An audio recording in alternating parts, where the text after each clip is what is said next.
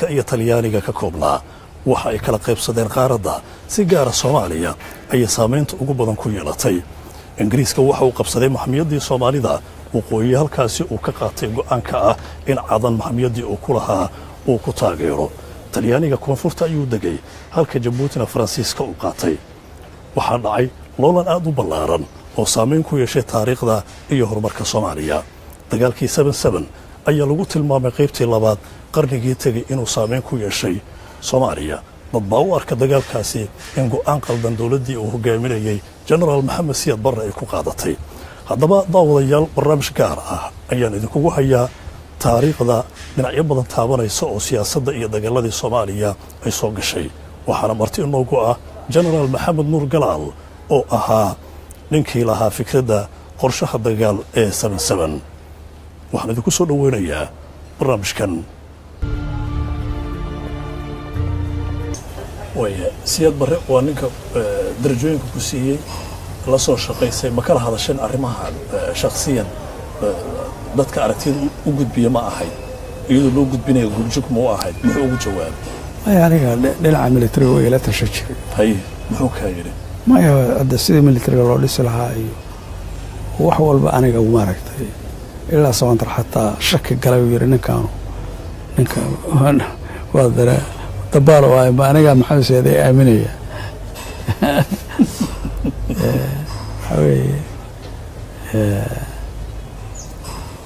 wixii militariga ku saabsan aniga uga la tashay jiray Siyaad Barre wixii hawlo meel haddii wax ka dhacaan meel aniga uu idiri jiray haddii dad imtixaan laga qaadayo aniga uu idiri jiray marka waxa soo dhan marka carbiska la sameeyay carbiska ciladaha militariga soo baxaan carbisyaalka iyo hubka iyo xeelaha ruushkuna waxay keeneen hub kala duwan oo qarno cusub yahay oo cusub yahay oo nadaal cusub qarno ay ku hore oo marka isticmaalkooda iyo taadkooda kala duwan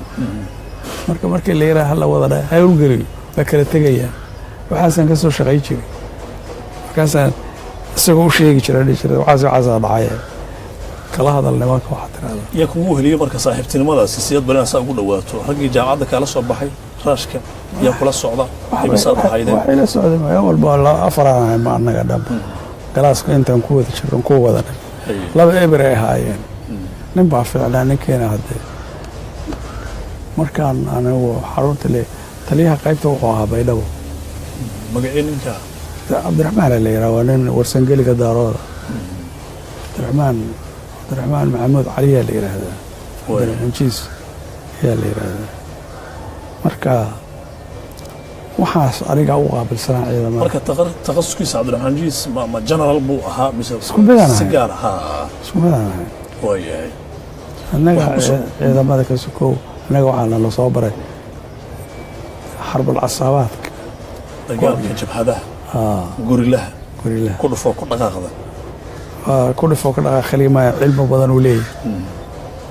وحنا لسه بري حتى سدا على استراتيجيك انتليجنس سردون كا استراتيجيك هيا لسه بري ما رحت مركا wax saddex inta naas u dhigmay saantariyo kuwan dambe ma ayaga ma ayna qoon warigeedan iyo intelligence kan maaragta ma ayna qoon ayagu naga la naqinay marka taas oo ugu diri jiray isaga laftiisu ma ogeyn ma uusan ogeyn waxyaalaha soo barta waxay ka kooban yihiin ma ku weydiiyo waligii ma weydiin markii ruush yimid نفرش وياه وقال كروش كا وحتى طافتو يري أيوه أورو هذا اللي يري قريب تاستطيع تضوادي مركزا انجلي دونا وين أفري تضواتنكي شني تضواتنكي بلك وحا كلا كعانك أمانتي هراء وحا كدن بسيط على فرق بدني إنكار لو جيري نظامكي اشتراكي هانتو ذاك لو قلت واقعي ضد بالو دلي علماء كامل هايين أرنتاس سامي كتير maxay galabsadeen culamada maxaa loo ما كان أنا وده يلا ولا تقتل ليه أنا أرك لكن قدر هاي هذا سورة القرآن كيف بدلي آيات القرآن هو بدلي حسبي وحلا ده حركة حسبي حركة قيسك حركة قيسك كوح ما جني الله وصل ضيوه نعقوي نماني يحيالها marka odayga talada ka hadlawday marka halkaasi ku jirtay suurat an-nisaa inuu bedelay hada wadaadadana intaas ka qaybin adduunka dhan ka qaybin waa qaybin saameyn ankay ah ku yeelatay xiriirkii Soomaaliya ilaa had gobolka iyo kan carabta oo leeyahay waliba dawladda boqortooyada Suudan Arabiya aad bay uga caroodeen carabta iyo masaaridana kulli waa caroodeen kulli waa caroodeen qolan ka caroon ma jirta inta loo in la siyaasad baro leeyahay warheed ka leexda nidaamkan hanti wadaagga oo yaday ma carabtaan waa suuroodaan wax ku tirtiray laakiin masra ninka la taliya ma ahayn kalama yeeray way sida muuqata arrimaha militariga ayaa aad uga warhaysa iyaga ayana weydiimaha inta dhiman ka weydiin doonaa siyad bara markuu talada qabsaday waxyaabihii ku dhawday wax ka mid ah gobolkii ogaadeenaya oo dalbada weeyay la soo celiyo dagaalna saa lagu qaatay dagaalka 77kii ee taariikhdan galay oo waliba gobolka leeyahay waa dagaalkii ugu saameynta badnaa qarnigaas seebu ku yimid general kala wuxuu ku yimid dagaalkaas horta hal abuurkiisa Soomaalidu ma lahayn midowga Soviyetka lahaa Sovietka ayaa waxa ku dhacday markii laga xiray saldhigyadii uu ku lahaa Masar oo laga saaray Masar Anwar Saadaad uu diray ayaa maaragtay waxa ku dhacday balanskii awoodaha ayaa dheeliyo xagga Mareykanka u dheeliyay marka waxay damceen inay ka argoostaan Mareykanka wayahay su'aalaha inta ugu badan militariga ka weydiin doona adigana dabcan sida muuqata arrimaha militariga aad ugu takhasustay una xiiseynaysaa dagaalkii 77kii taariikhda galay Itoobiya iyo Soomaaliya dhul ku qotomay waxa qaatay go'aankaasi dawladda uu hogaaminayay Maxamed Siyaad Barre waliba markii xukunku uu qabsaday waxyaabihii ku dhawaaqay midnimadii shanta Soomaaliya dagaalkaasi dejintiisa iyo go'aankiisa ayaa iska lahaa general horta arrinta shanta Soomaaliyeed qolo walba waa sheegi jirta hata dawladda rayidka ah sheegi jirta dastuur kastana waa ku qoraya oo rahan kan midkan hadda qoomkan ay sameeyeen iyo laakiin wixii ka horeeyay dhaqo ku qorna marka ma ahayn wax u gaar ah Maxamed Siyaad laakiin waxa gaar ah oo xusid mudan dagaalkaas dadku waxay moodaan in Soomaalidu ay hal abuurkiisa lahayd ama initiative-kiisa ay lahayd ma lahayn dagaalkaas hal abuurkiisa waxa lahaa iyo ujeedadiisa iyo midowga Soviyetka lahaa sababtuna waxa weeye markii laga saaray Masar oo saldhigyadii Masar laga xiray laguna wareejiyay Mareykan ayuu aad iyo aad uga carooday marka wuxuu leeyahay balanskii dawladaha waaweyn oo maaragtay miisaankii ayaa lumay oo wuxuu leexday in favor of Mareykanka halkaas uu dheeliyay marka ma ogolaan karno yacni sheekadaas waxaa noo keenay maalin anoo iska jooga xafiiska ayaa warqad yar ay keenoo casuumada oo ka timid safaaradda Ruushka midowga Soviyetka laleeyahay caawa halka saac lumaya 6 barka safaaradda casuumad cashay sharaf bareego ilmow وايا وحكو عزومي وصلاكيل راشيان ما هو سفيركي marka saacaddii markay 3 daqiiqo ka dhimantaan meeshii soo galay waxaan u imid General Samatar oo fadhiya iyo 3 ruushoo taagtaagan laba waan aqeeno midna safiirkii u ahaa midna wuxuu ahaa ninkii madaxda u ahaa qowaradii militariga ee ruushka noo joogtay ninka saddexaad wuxuu ahaa nin admiraal ah oo labisan oo aan dib ka ogaanayo inuu yahay taliyaha guud ee ciidamada badda Sooviyeedka ahna xubin Politburo-ga garanaysa yani meesha laga xukumo midowga Sooviyeedka admiraalkaasaa yimid Sergey Grachkov la dhahay Sergey Grachkov markaan soo galay ayaa safiirkii yiri ninkaan gaashaanle sare Maxamed Nuur Galal waa gudoomiyaha waaxda wardoonka hoggaanka sahanka la yiraahdo hoggaanka sahanka marka intuu tilaabo hore u soo qaaday ayuu yiri war waa shakhsiyadda ugu xiisaha badan ee xoogga dalka hadalkaas anigu waa dhibsaday General Samatar fadhiya Samatar hadduu maqlana siyaad barro maqlay oo kale weey inuu hore uga geynaya marka siyaad barrana in nin la sheego asagaan ahayn ma ogola ma jecla waxa kaloo ayadana aniga lafteeda iga hadalkaas dhibaato waxa kaloo dhibaato aan u arkay Samatar waa joogaa hadda waa wasiirka gaashaandhigga waxaa jira ninkii abbaanduulaha oo ahaa nin generaal ah sarreegaas Maxamed Cabdalla Faadil oo walihii sare kacaanka ka mid ah oo loo yeerin aniga Samatar isku kaayo xiray waan xaboodadaas maxaa ninka loo keenay ninkan ana loos la yaaban su'aalaas marka la isweydiiyay mooyaan qof ma la wadaagay ana isweydiinay shaki bay kugu abuurtay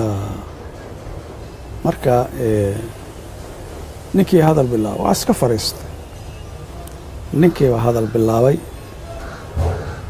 wuxuu yiri haddaan nahay bahdii hanti wadaag waa qasaarnay dhibaataan haysa haddii dagaal dhaco dagaal baana lagu soo qaadayaa waana kaga adkaanaya haddii dagaal dhaco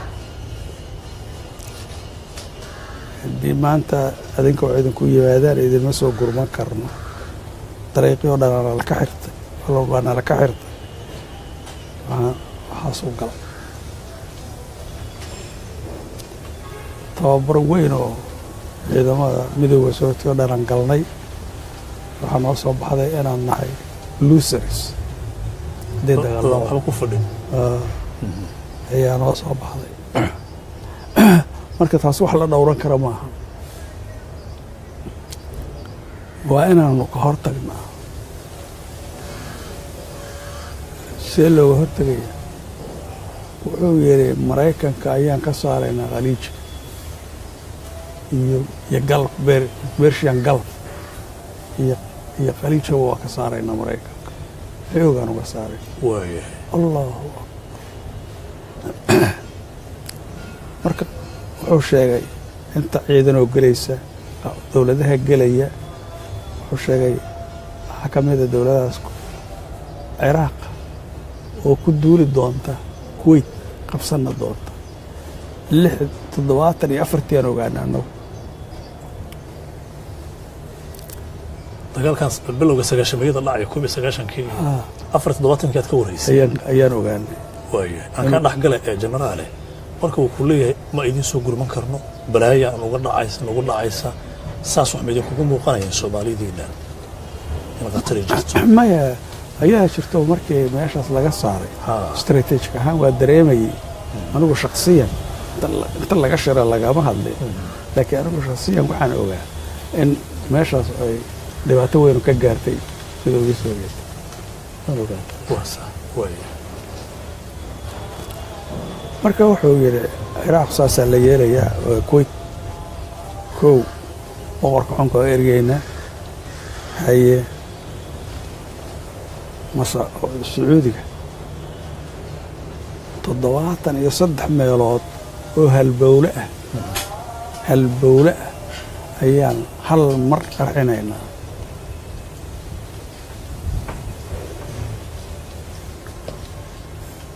dadkii qarxi lahaa iyo qalabka wax lagu qarxi lahaana haddaba waa yaalliin meesha maalinta ciraaq ay bilaabayso ayaa iyadana la qarxinayaa wuxuu yidhi south yemen koonfurta yemen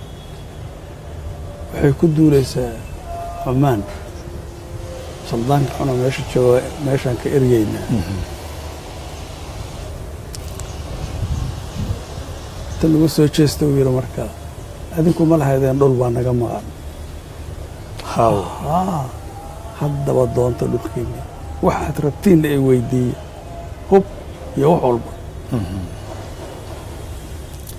haye awa jabhaddii u dhihi awa jabhaddii soomaali galbeed dhihi jiray sali meelahay ku kala firiirsantahay markaasuu hadda ha la isugu yeero ha la tababaro ha la hubeeyo ha la habeeyo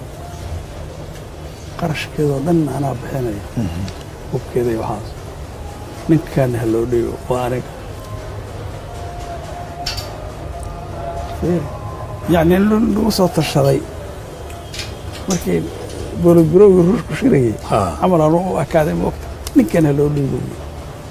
wax aqoon hore oo kaala dhexaysana ma jiraan goobta yare teetalkaaga markii loo sheego go'aansaday weligaa maya wuxuu ogaa waxaan soo bartay in raashkaad ka diiwaan gashanta ogaa waaya kuwana ma oga laakiin isagu waa ogaa waaya markuu leeyahay jawaad halninkan loo dhiibo wuxuu ogyahay inaan hawshaa soo bartay okay wuu sii waday yani wuxuu yidhi wixii hub aad rabtaan jabaddaas iyo tababarkeed wuxuu yidhi ciidankiina marka waa la dagaal gelinayaa markii jabaaduhu hawshooda dhammeeyaan wixii aad u baahantihiin oo hub ahoo cusubna annagana weydiiya soo qora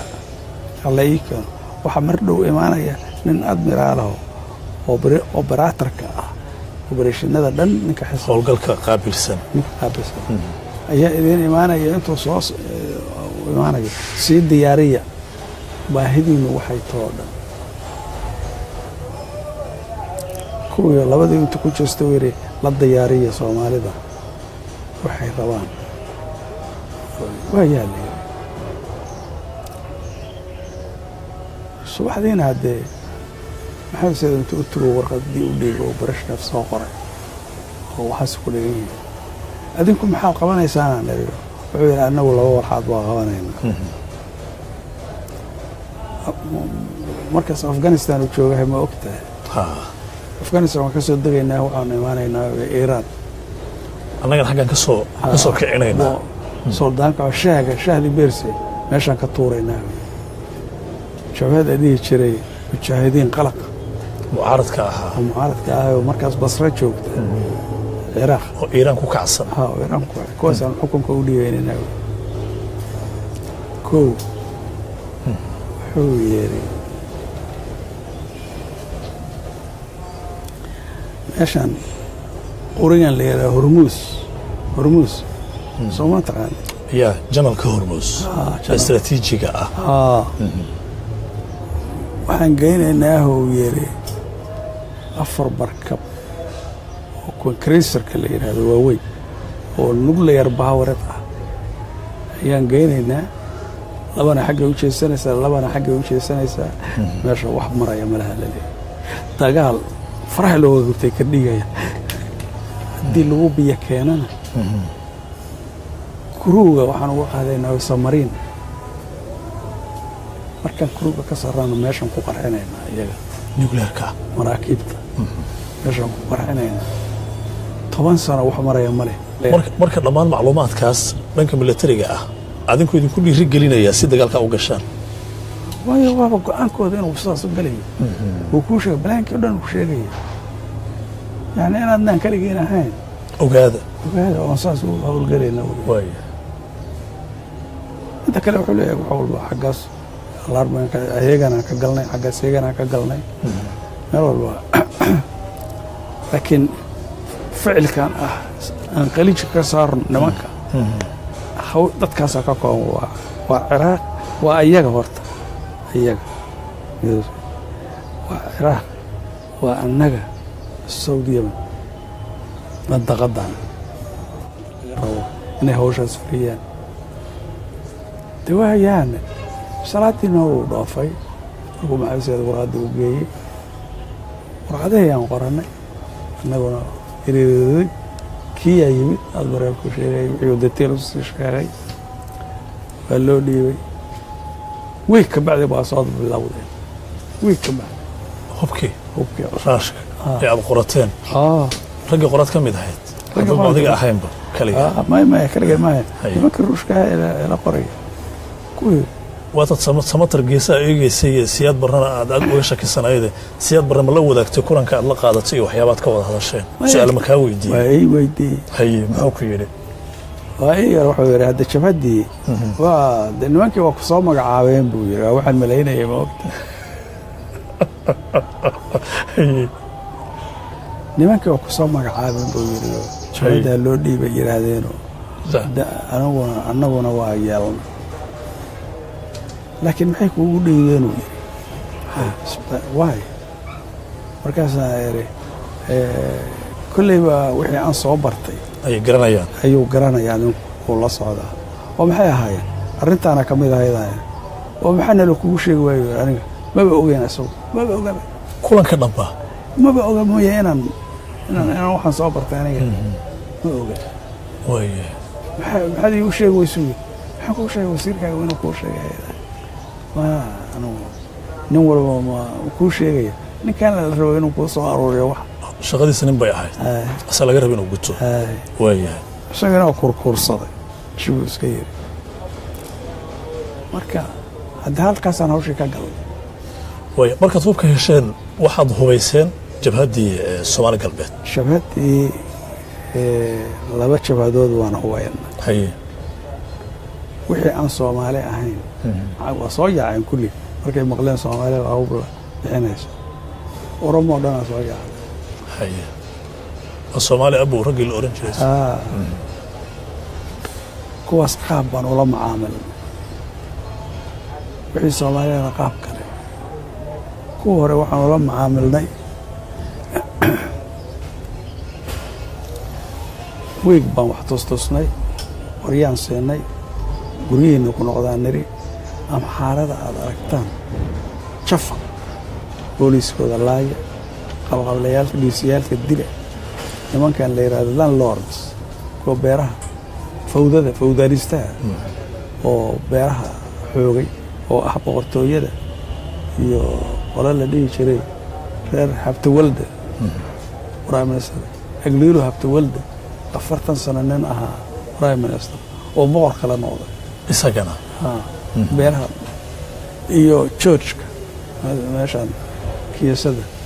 saddexdaas dhul kale inta kaloo dhan waa doonfuul saddexdaba iyo wixii cirif lale iyo waxaas oo dhan laayaan waayahay hubka Soomaaliya siisay dawladda nagaasina wixii hubkii hore oo Talyaaniga ka nooga haray wixii Ingiriiska aan ka keenay xasan seena hore ayaga hubkan automaticada ma anfacayo qararacda geedkan kaloo ujeedkana waxa weeyaan dagaalka Ethiopia inay ku garab siiyaan awoodda Ethiopia boqortooyada inay wiiqaan oo dhulkan Oromada oo dhan ay ka saaraan civil service oo dhan waxa maamul dawladeed oo dhan maamul security police oo dhan maamul dhaqaale oo dhan inay baabi'iyaan ku tuntaan baana yeeleen koone ilaa koone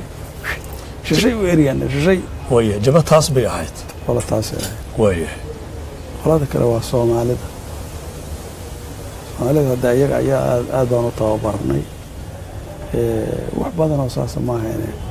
adiga ciidan oo ilaa iyo 4,000 oo nina ayaanu tababarnay nus waxaan ku tababarnay meel Qorilow la yiraahdo halkaasaan ayaan kaam ka samaynay xamar 70 kilomitir u jirta dhinacan waqooyiga Qorilow baa la yiraahdo halkaasaan garoon ka sameeyey isugu geeyey 1,500 oo nin meelaha hal sano oo kaamil ah ayaa tababar ku socday waaya qola kalena intaasoo kalena waxaan ku tababarnay meel la yiraahdo Agabar oo Hargeysa 50 kilomitir waqooyi ka xiga ayaan ku xiraynay anada 1,500 oo kale hal sano isku marayaan isku barnaamij waqtiga markuu dhamaadana waa hawlgelinay hubkii soo sheegayay hadba waxaa imaanaya markab nin generaal ah la soo kasoo degaya nin generaal oo dawlad kale ah ayaa la socda dad kale ma yaqaanay oo generaal galaal uu leeyahay warway kana hubkan hoo yaa ku xageed ka keentay shaqo mari asaga sababta dawladda kale mar waa Bulgaria oo mar waa waashana Hungary oo mar waa Poland oo mar boqol askari midowga Soviet kuwii Warsaw Pact ku jiray waay marka waa diyaariseen jabhadii waa diyaarin kuwa waxaad ku diyaariseen waqooyi Ethiopia Oromada waqooyi kuwaad ku diyaariseen goorma lagu dhawaaqay barbilowga dagaalka adiga waxaan waa 76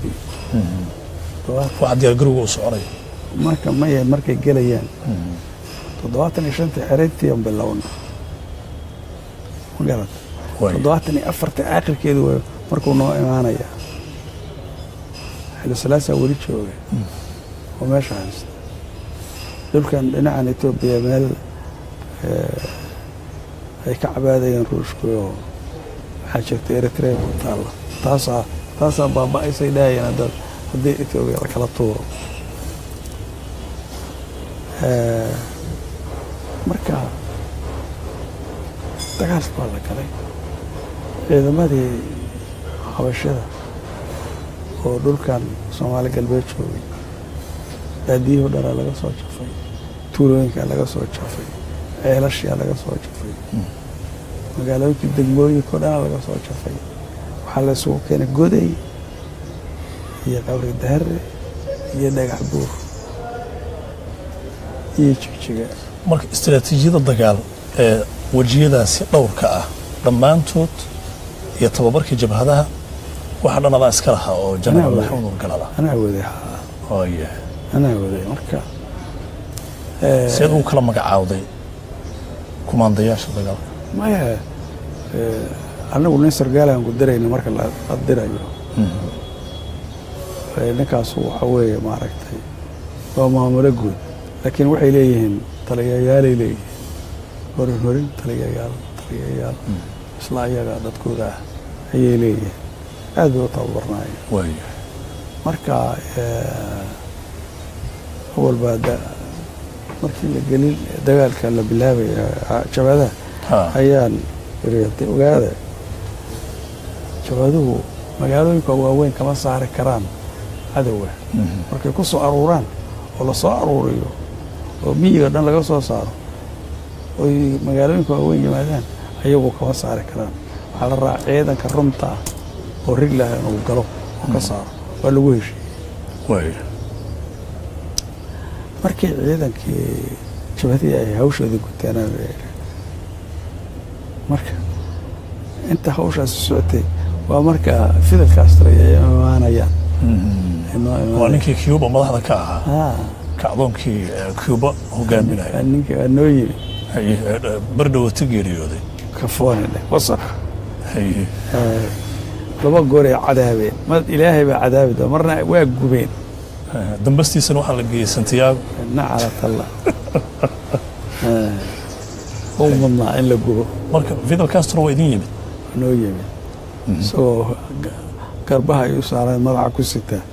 kacaanka Etoobiya. kacaankii Etoobiya ayuu noogu yimid. de waa balacbalac waxaan haa iyo maya midna ahayn ayaa lagula dhaqmi jiray asaga. wuxuu idiin sheegay maxaa ka mid ahaa Fidel Castro? ka joojiya maaragta waa ogyahay inaan dagaal ku wadno, waa ogyahay inaan dagaal ku wadno, waa ogyahay oo jabhadii galeen marka wuxuu leeyahay ka joojiya dagaalka la joojiyo, dagaalka laga joojiyo, hala badbaadiyo kacaanka Etoobiya, waa kacaan hanti wadaaga, waa kacaan saana, waa laydin heshiisiinayaa, walba waxay xaq u leedahay helaysaa. war waxaasoo annagu Fidel Castro isaga suu rabaa waatii midowga Soviyeeti xogayaha xisbigiisa ugu weyn oo idin sii ogolaanshaha hub idinla dejiye. miyuusan caruurtii Soviyedka ahayn Fidel Castro? maya waa ahaaye Soviyedkii barnaamijka ma bedelan. halkaabay wax iska bedeleen. markee Mengistu markuu meesha qabsaday markii hore wuxuu isku dayey inuu iskaashi la yeesho Shiinaha iyo dadka Oromada la yiraahdo, labadaasuu ka dhigtay garbo. Oromada hadda waxaa jiray mid la yiraahdo xisbi, waxaa jiray oo shuuci ah oo Maysoon la yiraahdo oo Oromadu leedahay, iyo oo madax ka yahay mid la yiraahdo Professor Haile Fidan. marka ninkaasoo macallin u noqday, ninkaasna wuxuu ahaa maawiistu ahaa professor maawiista laga dhigay. marka waa sax. hadda markaasna Shiina iyo Ruush laysma tuso, isma arki karaan, ma waa iska markaas carasay qaadeen. Mengistu markii uu cabaar waday ayuu dareemay meesha khayr uusan ka soo socon, inaan Shiinuhu miisaanka Ruushka oo kale uusan lahayn, uu nin qasaaraya dawalkaas inuu waqti ku luminayo, uu ku habsaamayo garta. waaya markaasuu Ruush warsaday inuu u tago, waa loo ogolaaday, waa tegey. siyaasaddii u bedelay. wax alla waxaa rabtaan diyaar baan u ah. yaa dhahaya Mengistu raashku ku leeyahay. waaya Brezhnev adinkana Brezhnev ballanuu idinka qaaday. haye maxaa rabtaa hale nimankana layga celiyo Soomaaliya la yiraahdo, layga celiyo burcdo maaragtay amxaraan oo ugu kacsantay oo waan isaga celiyo halaysiyo, laakiin nimankana layga celiyo. labada waa laga yeelay. waaya markaas marka Fidel Castro ay soo baxay ayagii waa nagula soo dhici waayeen dagaalka joojiya. ilaa mar hore idin yiraahdeen ayagana geliyeen hore u socda. haye marka qashinkaas inagu soo direen. maxay sameeyeen? awal waxaanu Kuubana noo joogay meesha, koox Kuubana joogto guulwadayaasha wax bari jirtay, anay ugu xirnaayeen kuwa Kuubaanka ah. tiradooda meeqa dhamaayeen? maaqa soo dameeya waxay ahaayeen oo waxay dhisdhisi jireenoo guulwadayaashaas maaragtay iskuul guulwadayaasha la yiraahdo afgooya ku yaala. inaad aragtay in kala labada jaamacadood u dhexeeya. iskuulkaasay dhiseen, halkaasaan ku tababari jirnay guulwadayaasha. markii hore saasaan isula soconay. markii arrintii aysa noqotay ayaa iyagii la soo adeegsaday, Ruushka soo qaaday iyo kuwa bahalka Fidelba, inay annaga laba kooxood ay soo adeegsadeen. rag badan oo diplomats siyaasiyiin oo yar kaadar xisbi ah Bulgaariya laga keenay, fartameeye ah, xaruntii xisbiga la yiri ka howlgala oo ka dhaadhiciya xisbiga inta wadaag in dagaalka la joojiyo, la badbaadiyo kacaankaas, dabadeedna la heshiisiyo Soomaaliya laguna heshiisay federation wax noocaas annagana kuubaanka ayaa la yiray xarunta dhexgala ma garanaysa ee saameyn ku yeesha qorshaha la dejiya dagaalka Soomaalida ay qorsheynayso ka joojiya maya iska naga joojiya nimanka hada yaanaan meesha waa isbedel baa ka yimid isbedelkaas yaan la bakteenin wuxuu eegyahay isbedel inta wadaaga oo socda annagana waxaasay noola yimaada kuubaanka kuwiina xisbigiina saasaa loo galay labadiiba waa lagu gacan saar nagala tagale marka kuubaanka waxay yidhaahdeen dagaalka la joojiyo xafiisyadii xisbiga inta wadaaga kacaanka way ku jiraan qoladii ka socotay Bulgaria Fidel Castro iyo asxaabtiisa intuba waxay diidan yihiin oo leeyihiin dagaalkan munaasab kuma ahan kacdoonkii xabashida hala badbaadiyo waayahay general aan ku weydiiyay ana hore u sii wadanayna sheekada wacyiga siyaasadda waa uu sareeyay in wax ku soo bartay dalka Ruushka oo militariga ayaa ahayd xilligaasi go'aanka kuubaanka sax kula muuqday in dagaalka la galay marra saayla ma muuqan markii anagu ma joogan waqtigaas meel aan ka noqon karnaba meel aan galnay oo ina geliyeen aan galnay oo xabashadooda la soo saaray oo 4 magaalo 5 magaalo ay ku hareen kaliya taagana magaalaas oo haraatida u dambeeyay in lagu dhifto kaliya oo loo baahan yahay haddana waxaas ka dib uga noqonana annagaaba nala ku kacaya oo kuwaas haddii inta dib u soo noqdaan nagu kacaan wareeri waa leeyahay way hore u soo markaa siyad bar go'aan ka soo qaateen dagaalka سيد عمر يسن رجل كل حجري كوباك هاي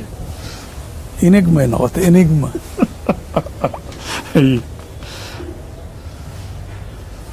هلا يري أنا كمركي دجالك ما ركت شو هذه ده قلت حسوا عيري